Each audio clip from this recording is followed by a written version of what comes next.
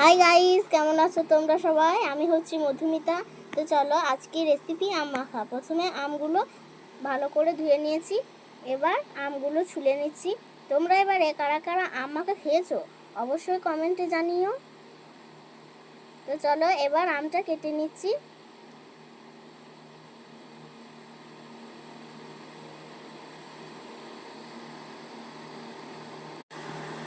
তো কাটার পর ঠিক এরকম লাগছে দেখতে। তো চলো এবার মাখিয়ে নিচ্ছি। প্রথমে দিয়ে দিচ্ছি একটু লবণ, এবার দিয়ে দিচ্ছি একটু মিক্স মশলা। মাখাবার সময় আবার যে জিভে জল আসছিল কি বলবো। তারপর দিয়ে দিচ্ছি একটু কাশ্মীরি লঙ্কার গুঁড়ো, এবার দিয়ে দিচ্ছি একটু সর্ষের তেল। এবার মাখিয়ে নেব।